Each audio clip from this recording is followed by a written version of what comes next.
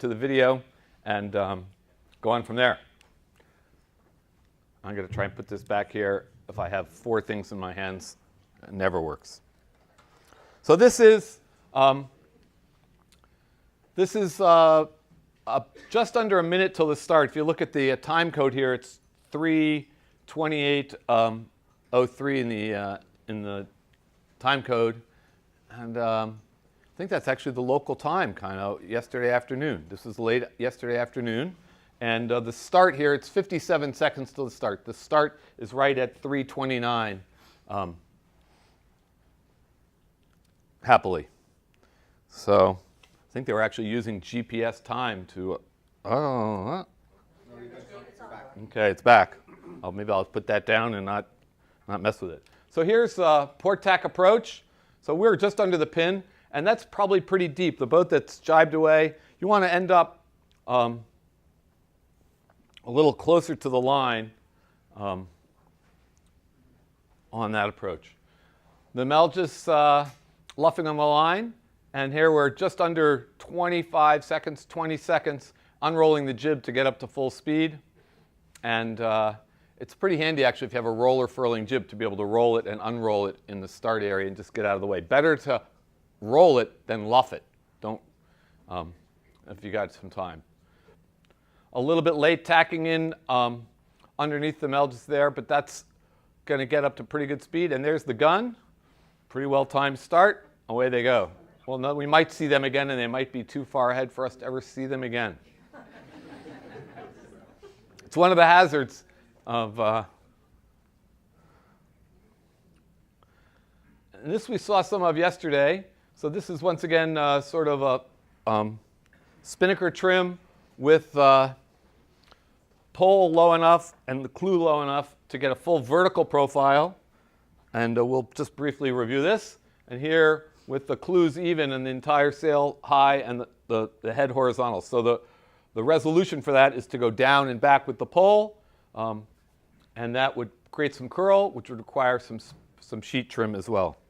We've seen that, and we're going to roll into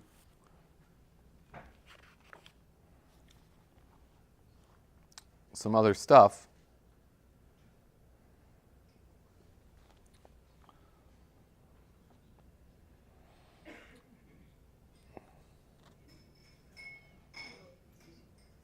So some nice upwind trim here. The jib perhaps could come in a little further.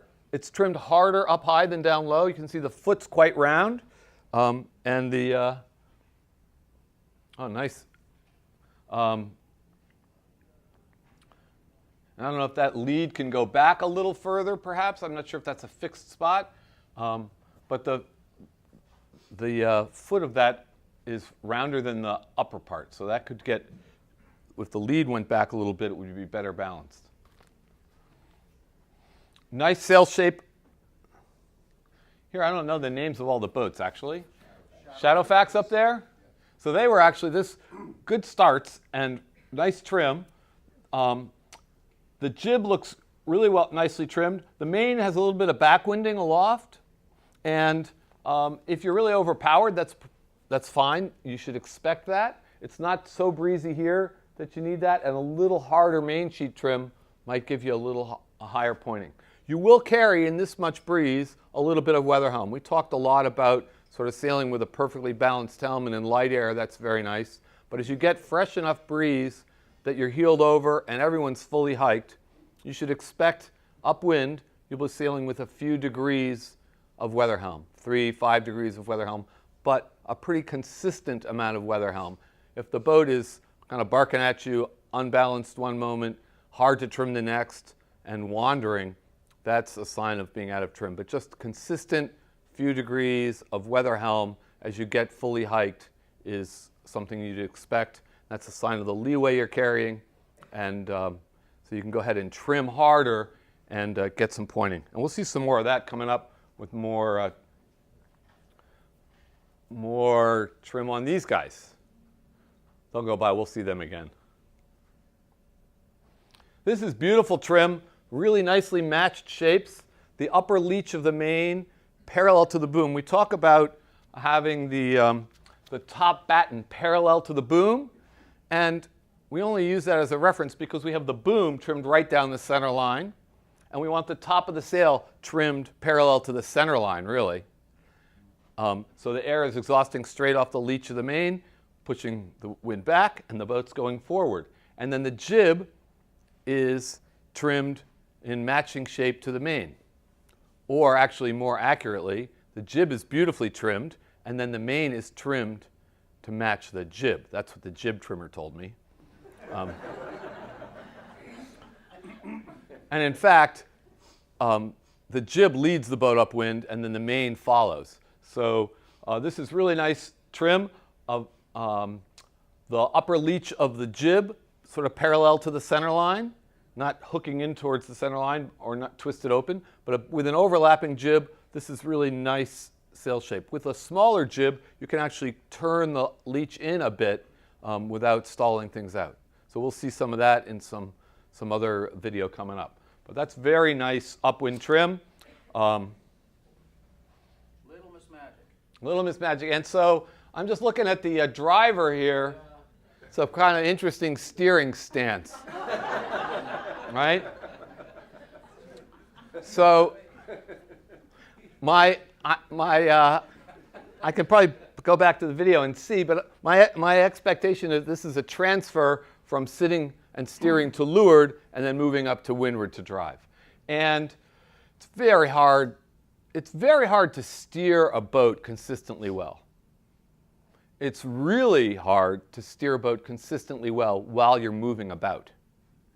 So you want to settle in, focus your attention on steering, and what you will find is if you are helping to organize the spinnaker set or looking for the marks or trying to find the next wind shift, that your attention is distracted from your main responsibility, which is to steer the boat fast. Is it everybody's responsibility? Like if you've got the pilot of the ship, so to speak, on the high side, then, and you've got like a port boat coming at you, Yep.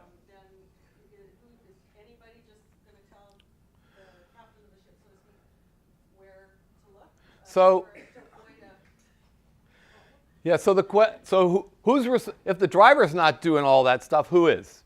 Right? The driver's not tracking the fleet, watching, finding the marks, then one of the trimmers or the tactician is responsible for that. When you go from a single-handed sailing to double-handed sailing, then the second person becomes the tactician and the eyes for the boat. And so often on boats set up this way, the jib trimmer will sneak down to leeward, check the trim of the jib, and look behind the jib for traffic. And both on starboard and port, you want to keep track of the traffic. But it's hard for the driver to steer well and do anything else. And in fact, many very well-sailed boats, the most experienced overall sailor is not the driver, but you hand off the helm to someone who can drive well and then have a more experienced sailor do all the other stuff, because it's complicated. You've got to keep track of the fleet, plan the next spinnaker set. Are we going to do a bearaway set, a jibe set? Where's the mark? Where's the mark after that? Which sails are we going to use? Where's the wind going to be next? All that other stuff. Sometimes just driving, watching the telltales, feeling the heel of the boat is sort of leaves you out of all the rest of the adventure. What happened in the race today? I don't know. The telltales were streaming most of the time, right? I sailed with Alan Drew in the J29 North Americans one year, and after the finish of the race on the second day, it was still a mile beat going upwind to get back to the harbor. And we just didn't tell him when we finished. And we sailed for another bit, and he said, "This is a long leg." And I said, actually, we finally let on that we had finished 10 minutes ago, but nobody else wanted to drive, so we just sat there. And that, he was very good. He was not the best sailor on the boat by any stretch, but among the best, but very good driver and just stuck to his knitting. So.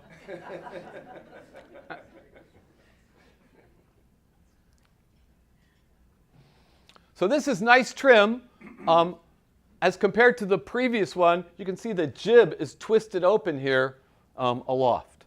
And we can back up briefly perhaps and see the other one just for comparison. We're obviously not looking at it from the same direction. But here, the upper leech of the jib is pointed straight back at us.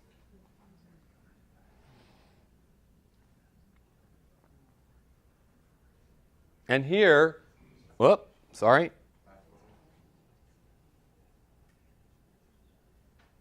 That upper leech is sort of twisted open relative to the center line of the boat. And that might be able to take a little more trim and get a little more height.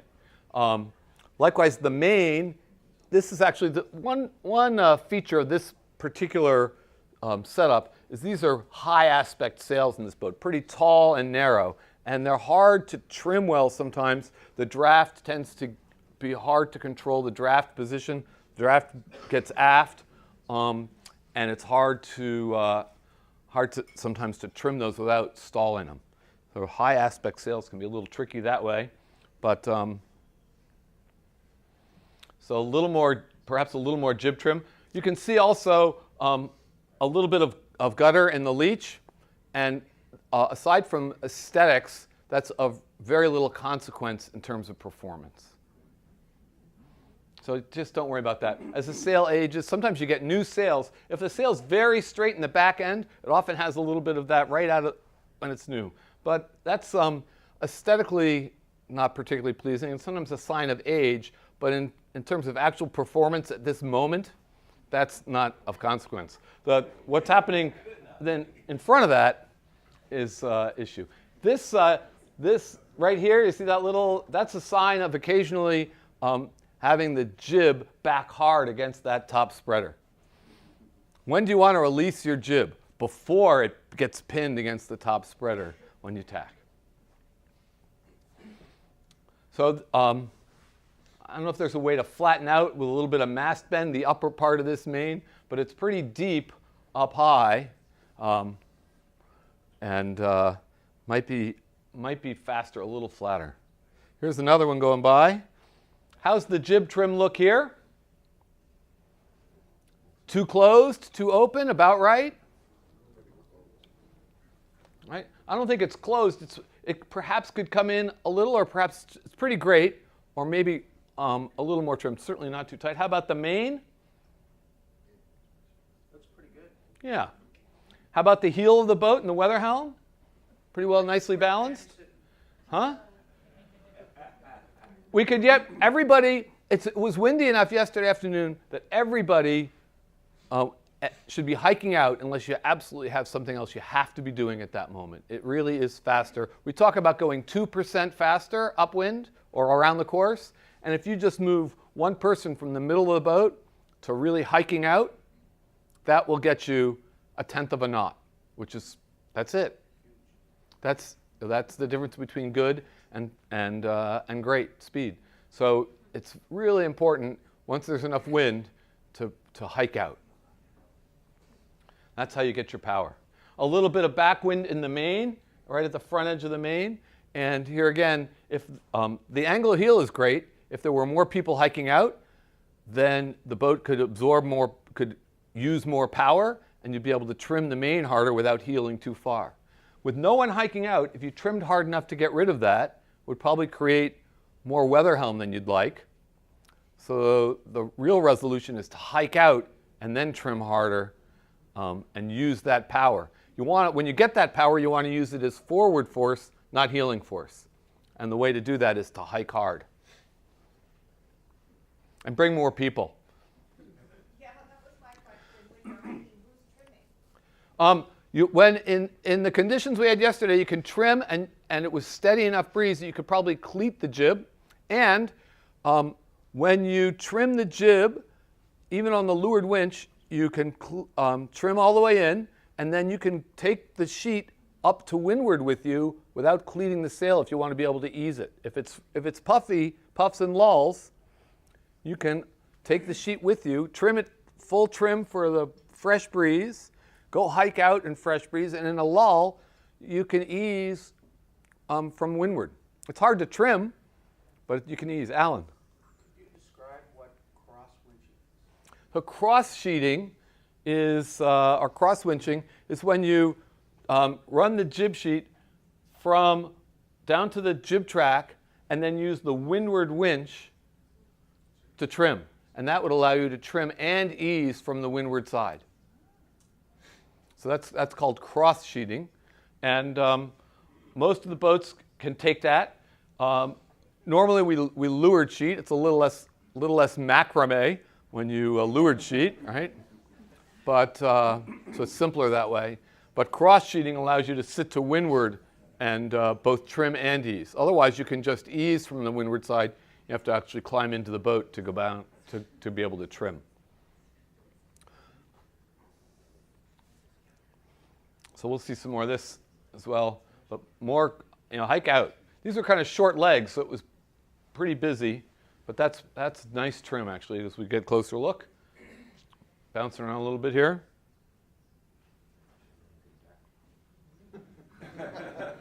So,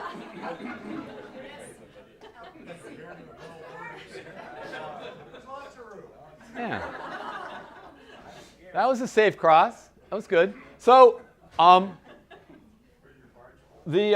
we need lots of legs over the rail here. If the crew had been fully hiked off the line, the Beneteau would not have been able to cross. They've been going full speed the whole time, and they're not going full speed. They're going as fast as they can, given the number of crew hiking out. But there could be 2 or 3 sets of legs over the rail, and that would have made up the distance that allowed that Beneteau to cross there. I'm not sure of that, but that makes a good story. So, right? But it would be for sure faster to get people hiking out there. Did they have to hold the course? I just question. No, I don't think so. We were all like holding our breath, but nobody. Yeah. You were trusted out. Yeah. And this was from my perspective, which was pretty distant and zoomed in on a camcorder, so it's not entirely accurate. But it seemed like a close but safe and fair cross, not a foul or a penalty,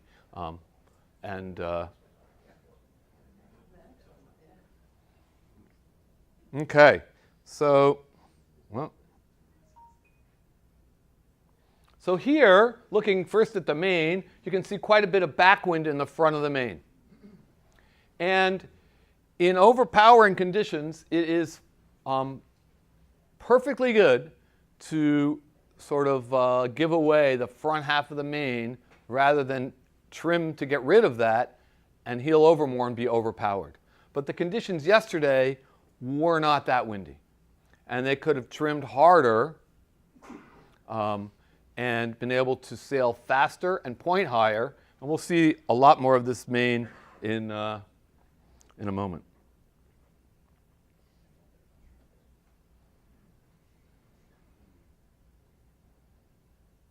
That's our roller furling jib.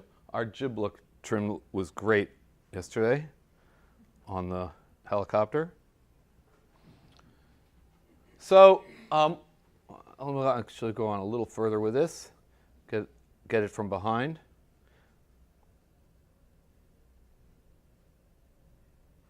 So this main has could be trimmed harder. So the top of the main is twisted open, spilling breeze. So this is sort of sailing all jib and no main, or all jib and half main. And it's so easy from here, isn't it? You can see it all. So, how many crew are on this boat? 4. What are they all doing? All hiking out. So, jib is trimmed nicely, and the main could come in probably 6 inches or a foot more main sheet trim to close that upper leach, get the main matching the jib, and power up the main some more.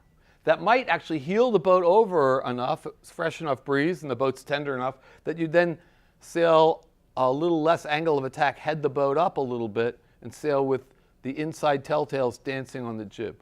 But the way the boat's set up right now, it's more jib than main. So we talk about the power in the jib and the power in the main, and how we set up for the correct power in each sail. But another issue in upwind performance is balancing the power between the two sails. So this boat is sort of more jib and less main, and a little more main trim at this point would balance the two sails forward and aft and help the boat point better. Having too much twist, the performance compromise of too much twist is that you compromise pointing ability. So where would your traveler be in this position? The optimum position for the traveler? So the question is about the optimum position for the traveler here. And ultimately, you would end up sheeting the main sheet harder to get the correct twist in the main, and then adjust the traveler to put the boom right on the center line. And then if you're heeled too far, then you might let the traveler down a little bit, let the boom below center line to reduce power in the main by reducing angle of attack a little bit. But before so that would be one way to reduce power in the main if we were overpowered. The other way to reduce power would be just to feather up, to sail the boat a couple of degrees higher, and that would reduce angle of attack in both the jib and main and keep the balanced profile. So we trim the main to a nice shape, the top batten parallel to the boom. Right here, the top batten is spilled out relative to the boom, and we'd want to trim in the main sheet to take out some twist, and then adjust the traveler to get the boom to the center line. So the traveler sort of follows after we get the main in the correct shape, then we move that shape around with the traveler. The traveler doesn't change the shape of the main, just the angle of attack or position of that shape. Okay. If you are overpowered Uh-huh. in this, you're better to drop the traveler than twist off the main first? Oh, this is a great question. If you get overpowered, are you better to drop the traveler or twist the main? What's the right sequence for depowering when you get overpowered? Backstay, traveler, main sheet, all of those could be the right answer. And fundamentally, the first answer is when you're overpowered, that's slow, you need to reduce power. Right. So then the second step in that is we have three choices of how to reduce power. We can change angle of attack, we can change depth, or we can change twist. Which should we do? One of those. Which is going to work on your boat? I don't know. But I can give you some suggestions. On most of the boats that we're sailing, these sort of moderate displacement keel boats, the correct response is traveler. This assumes that you have a nice working traveler, that you can let it down, and you can pull it back up. And so that's, if the mechanics are all working, then a traveler down. The reason that the traveler is preferred to main sheet is that when you ease the main sheet and add twist, you compromise your pointing ability. And then the helm unloads, you end up turning down and end up sailing on all jib and no main, sort of in this setup where you're out of balance forward and aft. So by playing the traveler, you keep enough load in the main leech that you don't compromise your pointing ability in a puff. We'll take a look, if I get a moment, at just what happens in a puff. In fact, I'll diagram that in a moment. So one way to do it is with traveler. And most of the boats, but not all the boats out here, that's the preferred way. On a Melges 24 or a catamaran or other high-performance boats, often, and particularly with big square-top mains, often the preferred response in a puff is twist, is main sheet. Why? Because it's faster. That's the answer to the why question most of the time. The follow-up to because it's faster is, why is it faster? I don't know, but we tried it. And I have a guess as to why it's faster, or at least a theory, is that on those boats with big square top mains and tall, narrow keels, when you just play the Traveler, the keel stalls. And it's hard to relieve enough pressure out of the main with just Traveler. So those boats are much more twist-driven than a more moderate boat. And so you play twist on those boats, whereas we play angle of attack on lower performance. On not such high performance, not high strung boats. Alan, And that's where backstay comes in with the Melges. you pull the backstay on? Yeah, it's a little puffy, just you pull the backstay and that opens up the bleach a little bit and you bring it back down. So on an Etchells, it's the same thing. On an Etchells, when you get a puff, you just go whoop and pull on the backstay about one height, all right? So I pull the backstay on like 6 feet, okay, in my dreams, all right?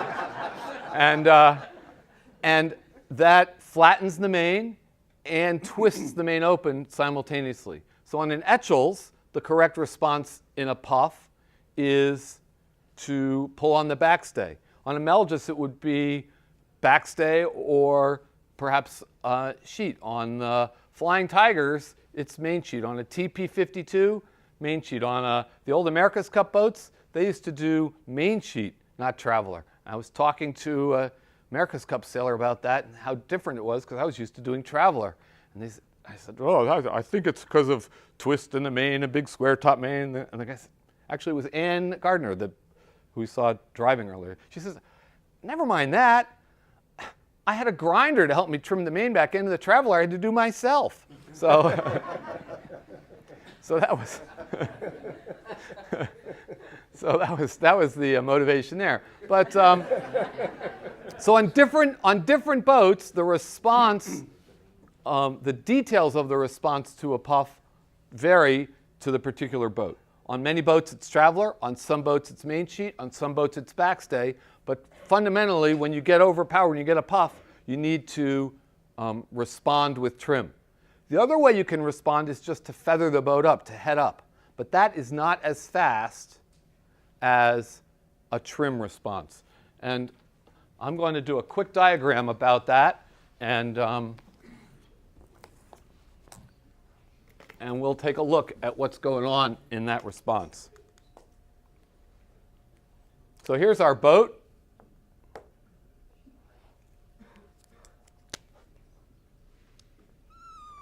Our boat speed.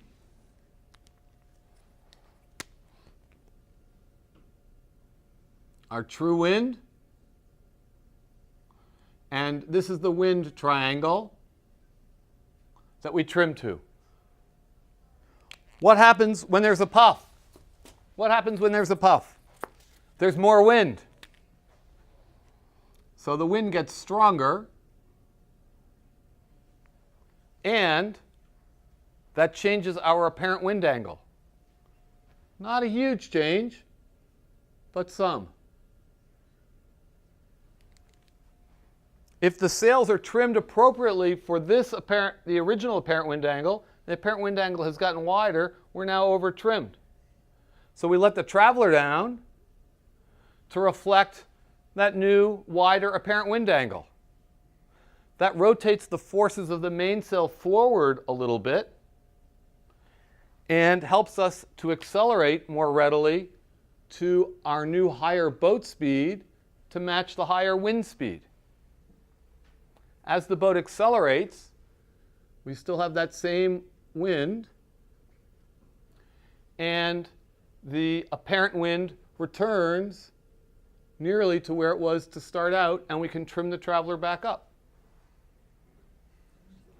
If you just feather the boat up in a puff, if you don't let the Traveler down, but you just turn the boat up, then you don't accelerate as quickly to the new higher speed. If you get hit by the puff and you don't head up and you don't let the traveler down, the boat just heels over. And you take all that extra wind energy and turn it into heeling force instead of forward force. What actually happens is the boat goes, the boom is going to go down when the puff hits. You can let the traveler down, or the entire boat can get dragged to leeward and slow down.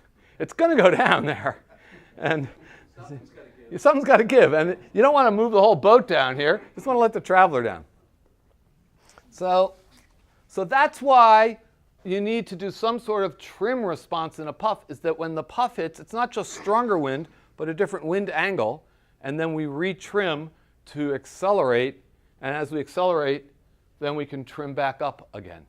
I guess it would also be important to know whether you're catching the mark or whether that lift or that you're going to need that to get somewhere. Well, so if you get a brief velocity lift here, you can feather up a little bit.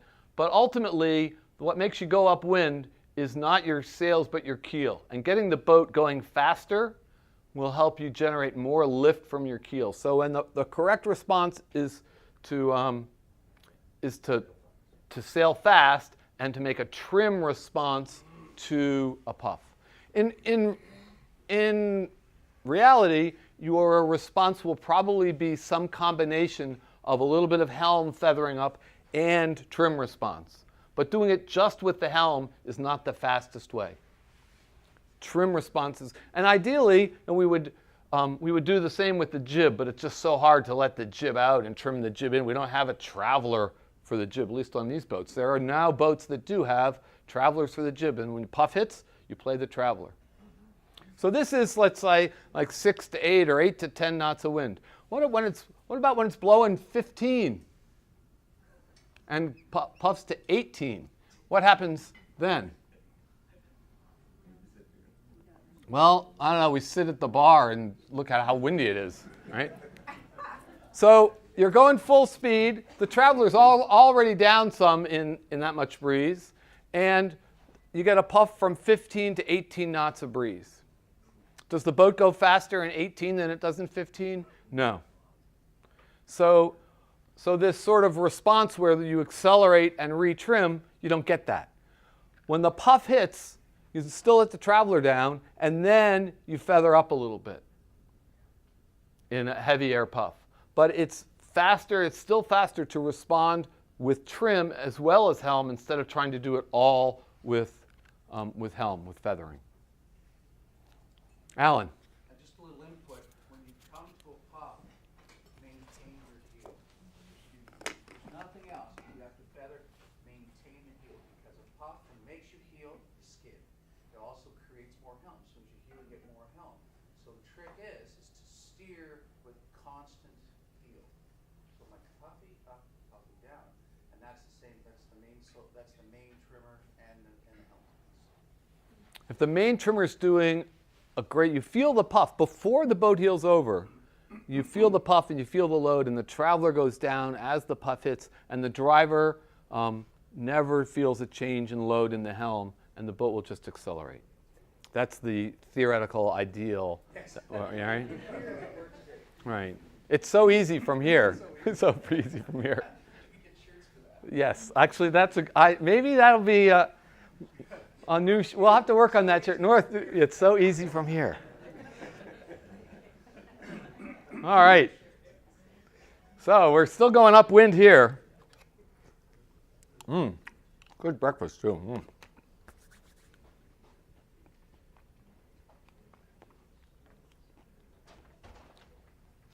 Nice trim here. Well-matched main and jib. I'd be concerned about weight so far back on the boat for the whole team and dragging the stern. As I said yesterday, the cockpit of a race boat is a great place to hang out after the race. But they're not, it's not where you want the weight during the race. Where do you want your weight during the race? You want it where the keel is, surrounding the keel, which is up just behind the mast. So the weight should be centered up here on the rail to windward. And you're always going to have a driver back here to compensate for, and sometimes an outboard as well, which means you have to push the rest of the weight further forward to balance that. That said, don't take your boat gear and put it in the bow, because that just makes the boat pitch. All the excess gear on the boat actually should go off the boat. Right?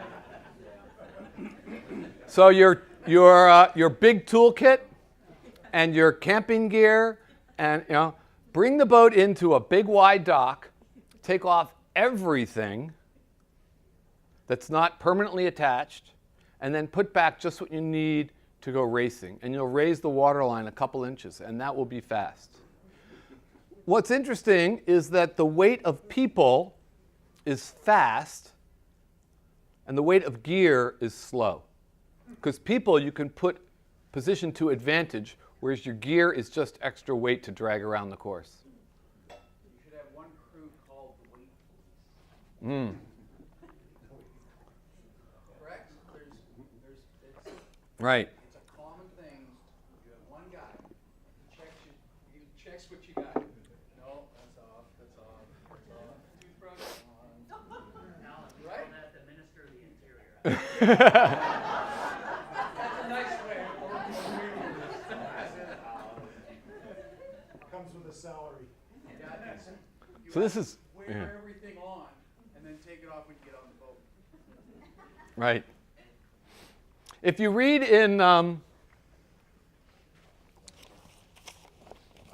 in Performance Racing Trim about the model crew, this is actually this is the model skipper, and we're in the next edition we're hoping to do a model crew, and we'd invite you to send in your suggestions. But among the 20 suggestions here, keep all your cruising clutter on board. If you take off all your cruising gear, then your crew will think there is plenty of room for them to bring their sailing gear, which adds unnecessary weight. Don't practice. How many times do I have to tell you this is a leisure activity, not a sport? Who's got time for practice anyway? Keep your starting plan a secret.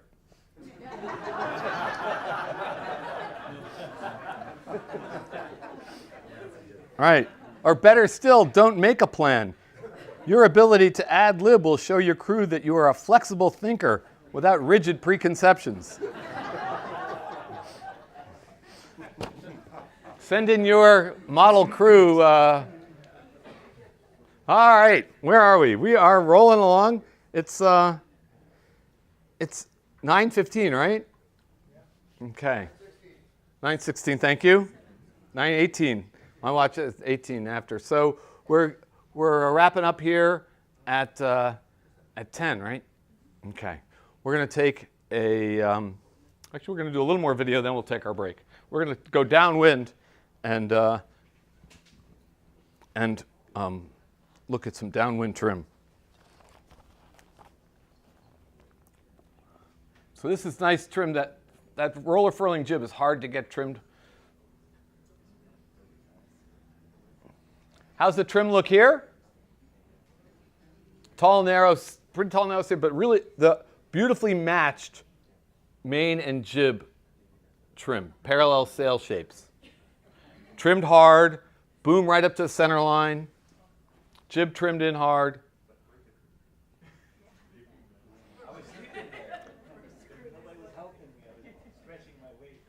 Yeah.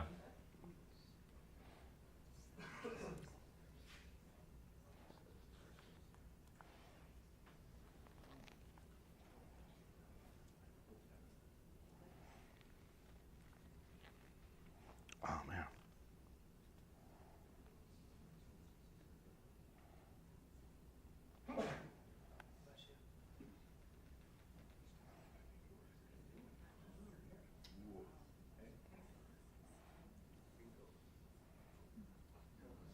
Nice set. Yeah, all right. Oh.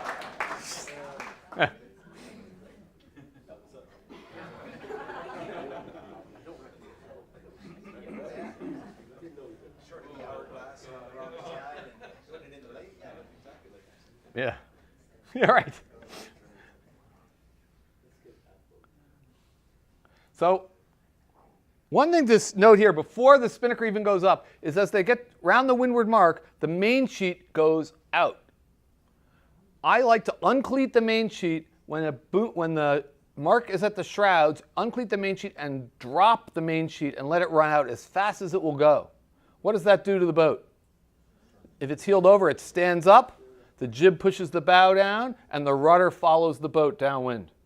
So I don't ease the main sheet out. I let it run. It might luff for a moment, but let it run. The main's trying to make you go upwind, which was great when we were going upwind. We're not trying to do that anymore. We want to go downwind. You let it out as fast as it'll go. And the boat will turn down. You hike out and steer with weight, and the boat's turned downwind. So this main dumped right out. Jib eased a little bit, so it's not stalled, close hauled trim on a reach, but main out. Boat's not heeled over as you round the windward mark.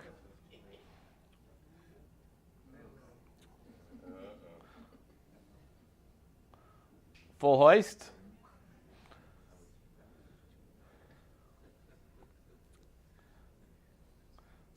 This is go race Melges 24s in a bunch of Melges 24s, and you learn fast to be a fast setter.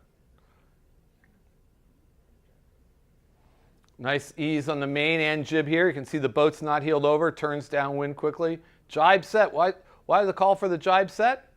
Because the mark was mostly port tack going back till we changed where you were going on the downwind leg. Someone told me there was more wind in the east. But yeah, more wind. Well, yeah. What? So was yesterday just regular wind conditions out there? Is this typical stuff? Perfect. You guys, I tell you, Shangri-La. It was just, what nice sailing weather.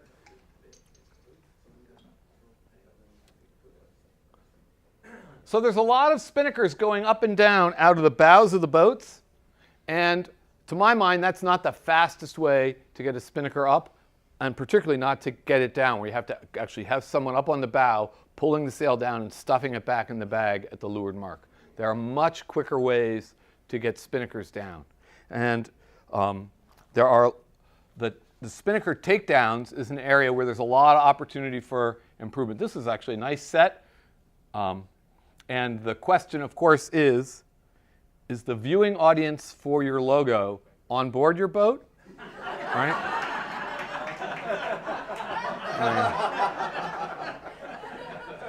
Or off the boat in front? Because this is set up perfectly for on board or from behind. And so you have to know your audience.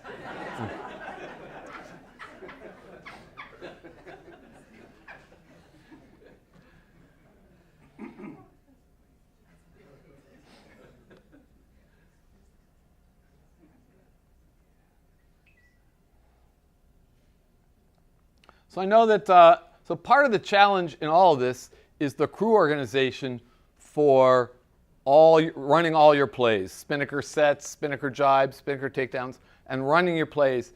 And there are a lot of facets to that. One is just having regular, consistent crew.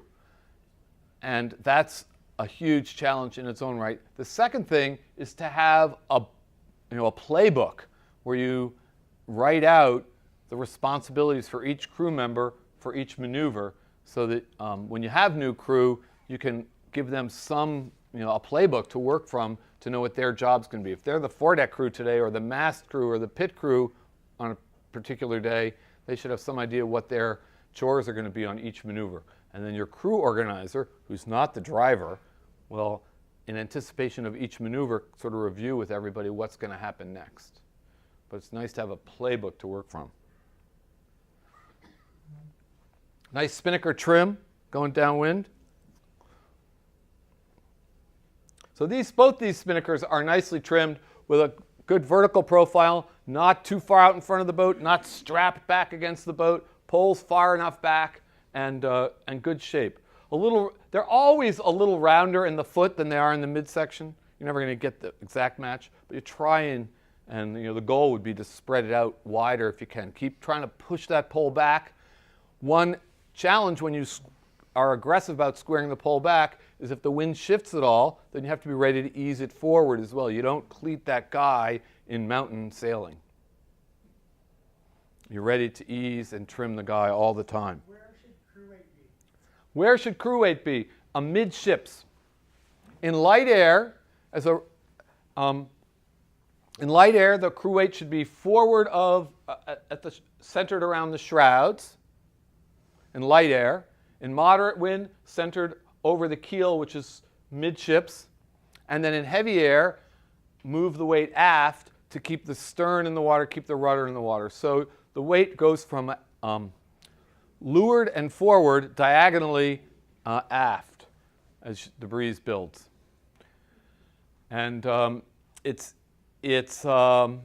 temptation is often in light to moderate air to have too much weight aft because that's where the comfortable seating is. You really want to be in the most uncomfortable places that you can be. Alan. And just to add to that, always look at the transom and the weight that you've made. If you can reduce the gurgles and the bubbles by moving your weights, the crew just has to look back, and if it's eddying a lot, then your weight's too far back. So just try to go forward until it reaches the edge. Where would you put the traveler, Bill? So the traveler, there are two places to think about the traveler downwind. One is just to set it up so the main sheet doesn't drape across the spinnaker winch or whatever else. So it doesn't have any real impact on trim. So it could be anywhere. The other place to put the traveler is where you're going to want it when you turn upwind at the leeward mark. And just pre-position it there and lock it in place so you don't have to think about that at the leeward mark. Similarly, at the starting line, you don't have to play your traveler as you're doing your pre-start maneuvering. Set up the traveler for close haul on starboard tack, lock it into place, and leave it there until after you start. So this is similar to that. You just preset it for port tack close hauled, unless you have other reason to move it. What about out-haul and halyard tension? Do you worry much about that? So I don't worry much about it. Cunningham or halyard tension, I might ease off a little bit, right there, because the apparent wind is much lighter going downwind than upwind. So in moderate air, you ease those off, and outhaul ease a little bit. The trade-off with outhaul, as you get to a broad reach, we no longer really have air flow across the sail. It's just a barn door. And when you ease the outhaul, the sail gets the distance from luff to leach gets shorter. So in some ways, you reduce sail area when you ease the outhaul. So I ease it a little bit, just take the tension out of the foot of the sail, but beware, don't just dump it all the way off because it actually makes the sail effectively a little smaller for running. Yeah. And what about backstay? You just let that Ease the backstay off, and then it's on your list. One of the first things on the list when we start getting ready to go upwind is to pull the backstay all the way on, to back to where it was for windward work. So backstay, outhaul, Cunningham, those all get eased as you're around the windward mark, and then those all get reset as you approach the leeward mark. We're going to talk a little bit about the leeward mark roundings, and I'll save you from some of the video of some of the leeward mark roundings. You can thank me for that later. So here's you want to have the spinnaker down and the boat going upwind when you get to the leeward mark. And so if your spinnaker is up,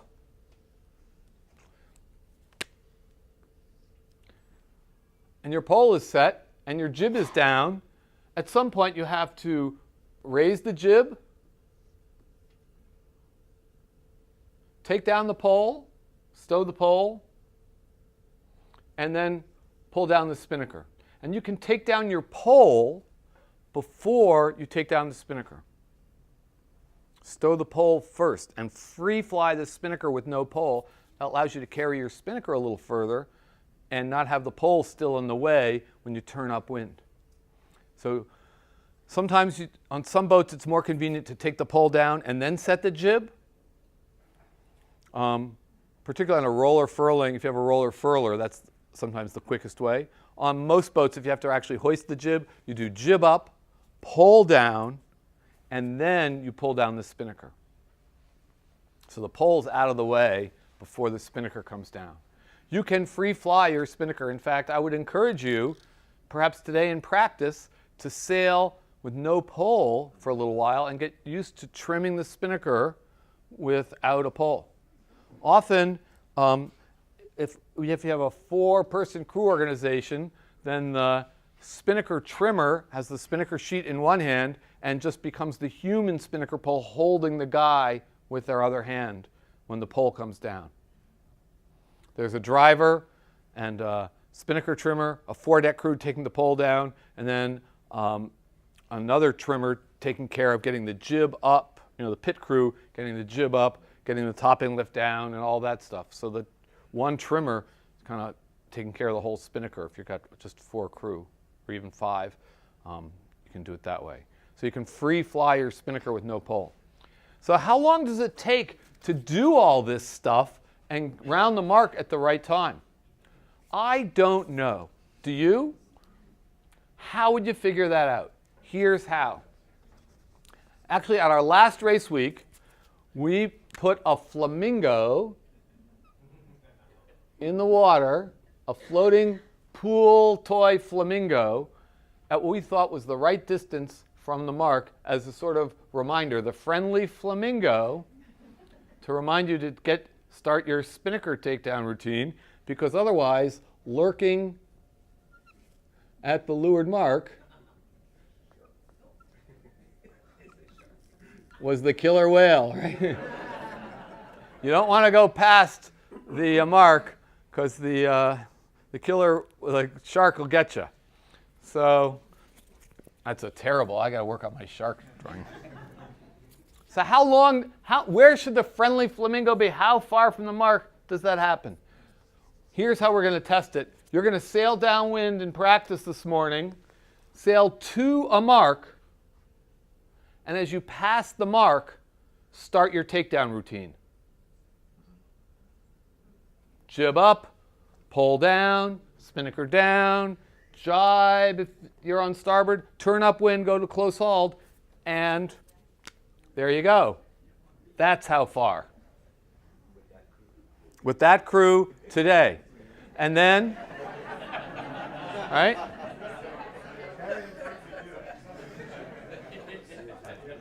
And then we're going to go back upwind, and we'll come back down, we'll set up, we'll talk about how that worked, what worked well, where there were snafus that slowed the process down. We'll reorganize and modify the process to make it cleaner. We'll come back and do it again. And the next time, we'll do it to here. And we'll keep practicing that. But then we'll have that, and this distance, take a look at that, and next time you're coming in here, go this distance for your takedown routine, and then add 2 boat lengths. Because if you get to the lured mark and your spinnaker's all down and you sail the last 2 boat lengths with no spinnaker, you will lose how much slower, right? 3 feet, right? If you get to the lured mark and your spinnaker is still only halfway down and you're not really ready to turn upwind, that will cost you boat lengths.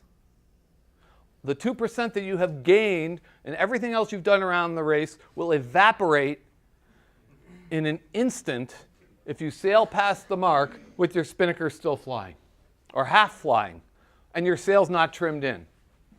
So you really just, it's easy. Who's calling the spinnaker drop? The driver. The driver who thinks that it will come down instantly. Right? Right? You go up there. All right. Because my crew is so great, right, that I'll say it and it's no sooner said than done, right? So if you're the foredeck crew, don't wait for the back of the boat to have a revelation Right? Oh, the leeward mark is here. Right? Spinnaker down. It takes time, and it takes practice too, but it really does take time, and it really is slow to go past the leeward mark with your spinnaker still half set and your boat not trimmed up and ready to go. So practice that. It's the toughest timing, and that's one of the things we'll be working on today. So we'll go to the mark and do a few of those. It'll come down instantly. Yeah. All right. Let's take a short stretch, and then we'll talk about today's plans and some other video stuff. And this, I have many videos from both boat end and pin end, where the boat at the pin is very fast. You can see here, but also just a little lower than the boats above them. And as a driver, when you get that pin end start, be sure to wind the boat up to close haul. You don't want to go close reaching off. You kind of give away the advantage of your spot there. And as a crew on those boats, you want to talk your driver up. We're a little low. Everything you do in reference to your performance is about what's going on in your boat. We are a little low, a little fast, a little slow. And to improve performance overall, you need to be somewhat objective about your current performance. If you pretend everything is great, then you won't do anything about it. If you recognize that sometimes you're not fast or not pointing well, that's the first step to fixing it. So you have to be somewhat objective about your own performance and encourage your team to let you know when there's a problem. As a skipper, if everyone tells you every time they suggest something's not quite right, you sort of snap at them, they'll just stop saying stuff. So you actually have to encourage the bad news to get through. Yeah.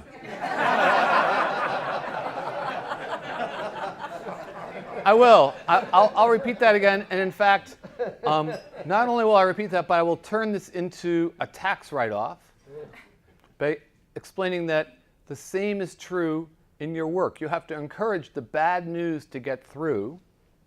The good news will get through. You don't have to worry about how quickly the good news travels within your organization. It's the bad news that people are reluctant to deliver that really is what you need, because that's stuff that requires some action to change it. And if you want to still be able to afford yacht racing, you can apply the same principle to your work. At your work, the people you work with have to be comfortable with addressing problems and resolving them. And the first step to addressing them is to recognize them. And then you got to figure out what to do about it. And you want to create an atmosphere as a skipper, either at work or at play, where you encourage ideas from everybody. People who are closest to the action often know best or have the best idea of what would be an effective way to solve the problem. So encourage that information to pipe up, to bubble up, and make a comfortable environment for that sort of stuff. The good news, we're really fast, we're pointing high, and we're going towards fresher breeze. You'll hear all about that. Don't worry about that. You know, we're a little slower than the guys around us, and the guys on the other side of the course have more wind. That's something you need to find out about before there's still time to do something about it. So this is, so the pin end boat here is a little deep, and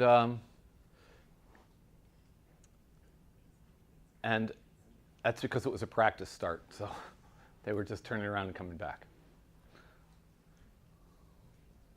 In the real starts, they were always right up on the wind. We don't get that many practice starts and other stuff, but it really matters. We'll zoom on. So is the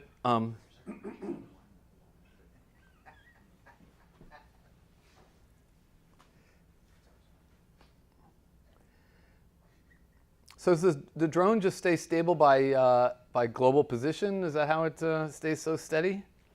I can never stay that steady. I'm going to be replaced by a drone. Are we all? Yeah. That might be good news, actually, for me. So how much time till the start? We don't know exactly, but we do see both the prep and the warning flags up, so it's more than a minute, but less than 4.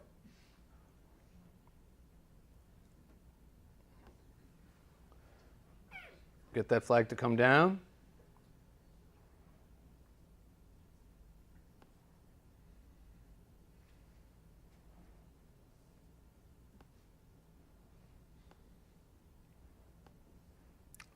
Now we're less than a minute. So I'm not sure exactly what the start time is here, but if it's less than a minute, there are a lot of boats that aren't in the picture that ought to be, right? You should be up near the line. If you were doing a port tack approach, the port tack approach down furthest at the left edge of the screen probably want to be half that distance below the line. You don't want to be right on the line with a port tack approach, but nor do you want to be 5 or 6 boat lengths away. 3 or 4 boat lengths away to allow a couple of boat lengths for a turn and end up about 2 boat lengths below the line for a runway. You don't want to be so far away because it's very hard when you're deep to recover. If you're too deep in the box, they call it the starting box, although it's really a parallelogram. But you know, they just give me a hard time when I say that sort of stuff, so I ignore it. But if you're too deep in the starting parallelogram, it just doesn't have its same ring to it. If you're too deep in the starting box, then it's hard to recover and get back up, particularly as the fleet gets bigger or if the air gets light. So set up a little closer to the line on that port tack approach, 3 or 4 boat lengths from the line, tack in underneath the crowd. There may be boats that are just off camera behind us that are coming in, but there's not enough traffic here.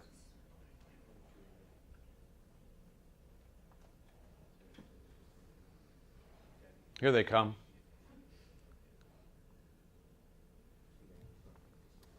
How much time to the start?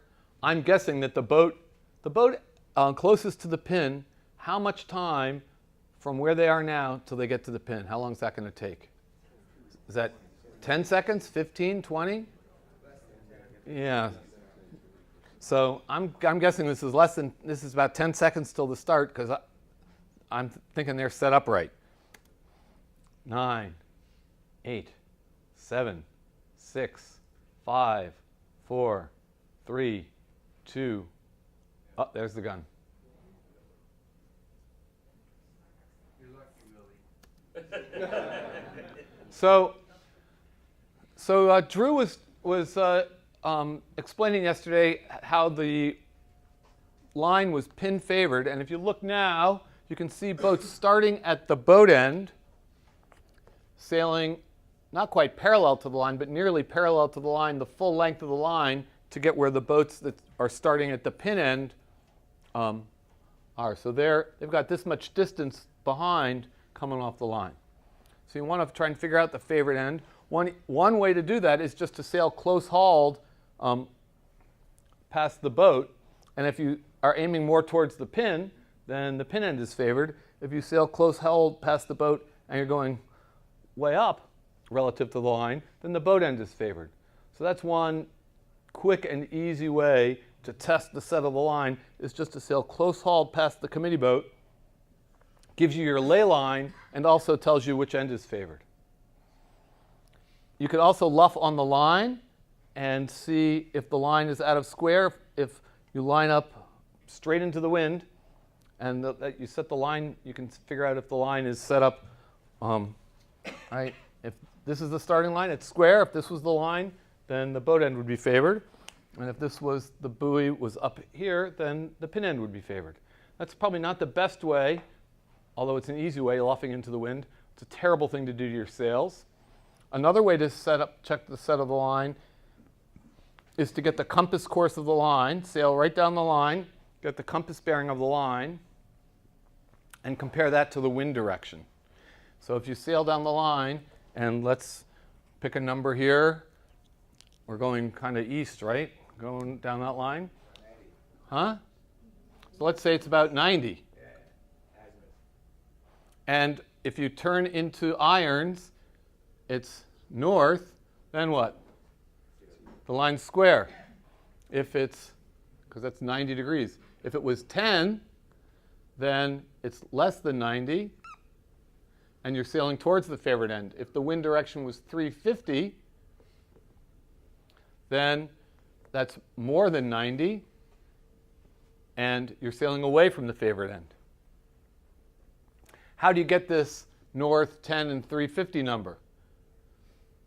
Well, you can do that by luffing into irons and ruining your sails, or you can get a close-hauled compass course number on starboard tack, say 320 on starboard tack, and then you tack to port. You get a close-hauled compass course on port tack, say 40, and you average those numbers. This is like math. You need to bring a whole tactician along to do all this, particularly when you have to go around the corner at 360, can really mess you up.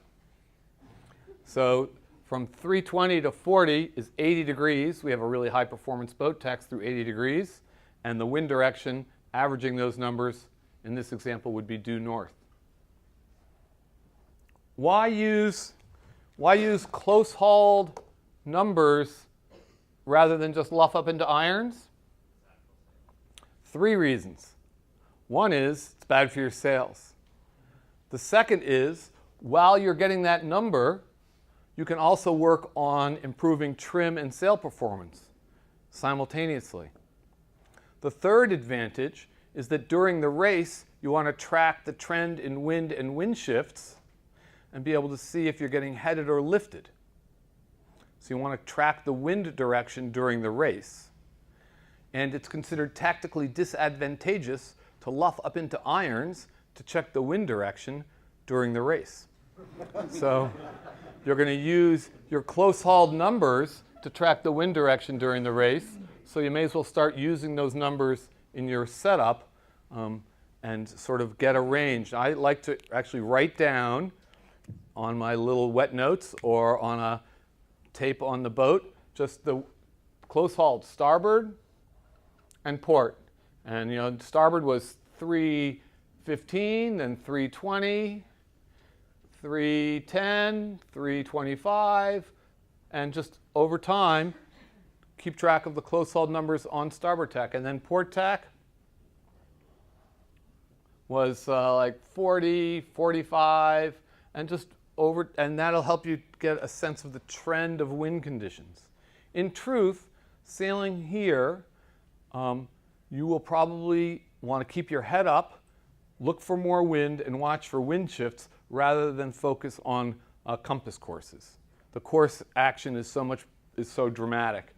If you go racing in open ocean sailing and nice gradual sea breeze oscillations and sine curve, then you can play with the compass numbers. But it's still nice to get some numbers to work with here just to give you some sense of what the wind trends are. Also, if you know the wind direction, you can figure out a lot of stuff about the course. What's the compass course from, I think it's C to D? Right. So if you're not sure what the compass course is, but if the course is from whatever, if you know the compass course of this, let's say it's 20 degrees, and you're going upwind, and you're sailing courses of 3, 20, and 40. That puts the wind at north, and this leg is at 20. What's that tell you? It tells you you're going to be sailing much more port tack than starboard tack going up the leg, going upwind. And equally importantly, what does it tell you about coming back downwind? If it's mostly port tack going upwind, it'll be mostly starboard tack going downwind.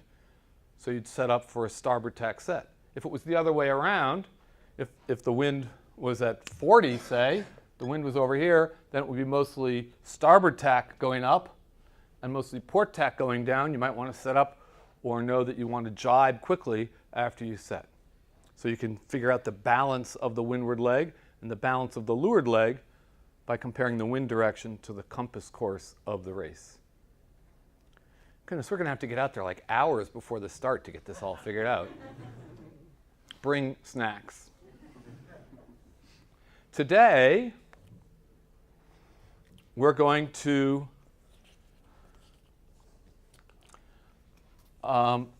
this morning, we have a couple hours this morning to work on sail trim and boat handling, and we're going to do that. Ideally, we'd like to have you sail. I'm not sure exactly which marks will be a good windward-leeward course, but among the fixed marks, just sail upwind and downwind, sort of in the course area of the fixed marks here.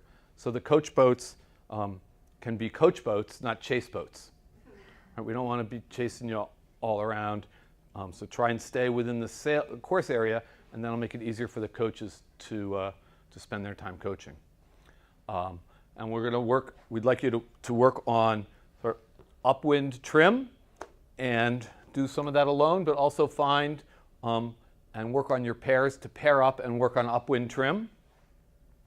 When you've got that mastered, I would encourage you to give a try to the ducking drill. Duck, sail for just 20 or 30 seconds, tack back, and then duck again. And just do that up a windward leg and get used to the boat handling and the sail trim required to do good ducks. You will be ducking boats during your races this year. And something you just got to practice to get good at it, like most stuff. If you can also practice lee bow tacks if you want to do that. So that's another thing for upwind work. In addition to working on speed, is the boat handling and crew work for that. And then downwind, spinnaker sets, kind of talk through your crew organization, and in particular, try sailing to the mark and then doing your takedown and try and get your spinnaker down, before you go under the bridge. And measure that distance. Get a sense for that. Well, so we'll do that from about 11 to 1. At 1 o'clock, and when Kent is running the races, it's not going to be at 1:01 or something. It's going to be at 1 o'clock. Races will start. And we will do, as we did in the second part of racing yesterday, a practice start and then a race for the 525s, and then a practice start and a race for the PHRF fleet.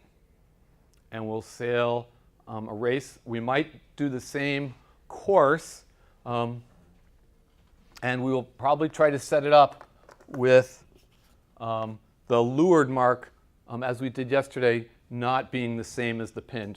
We don't want to end up with the two fleets coming.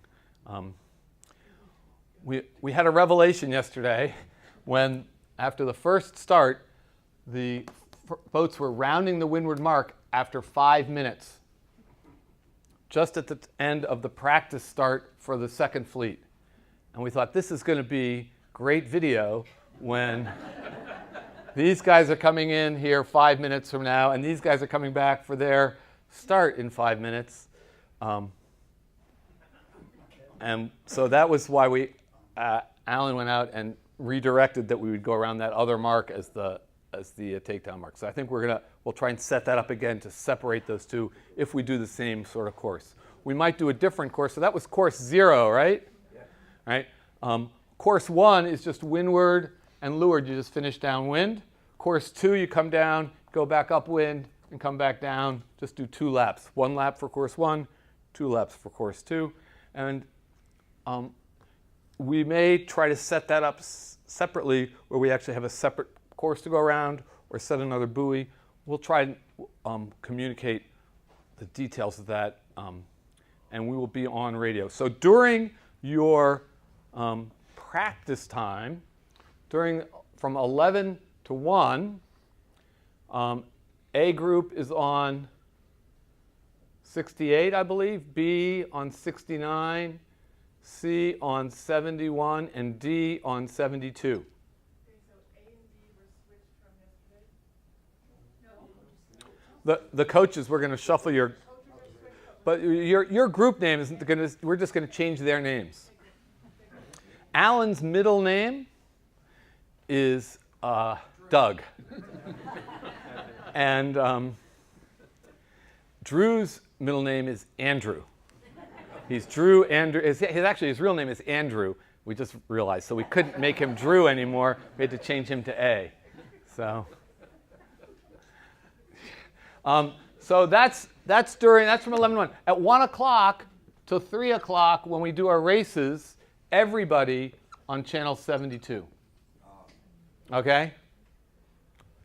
Because the race committee, if you want to hear from the race committee, you would want to tune in to channel 72. They will be broadcasting, trying to announce the courses and also give you some heads up in anticipation of starting sequences and what other boats that are over early and other news that they might have. So everybody on channel 72 for the race portion of the sailing. When I count to 7, right, Let's run. we're going to not run. We're going to break up into A, B, C, and D groups. Where are the coaches? Right? So each coach should pick a corner or something, and we'll let you wander into corners. So where are you going to be, Bobby? Bees are over here. Bobby's over there. D's. Alan, you want to get up? All the D's will be up here. B's. Carolyn's, the C's are going to be up by the board. And that leaves the A's back in the back corner by the coffee. 7. When I count to 7, I said that's what we're going to do. So 7. I did it. I'm counting to 7 by 7s.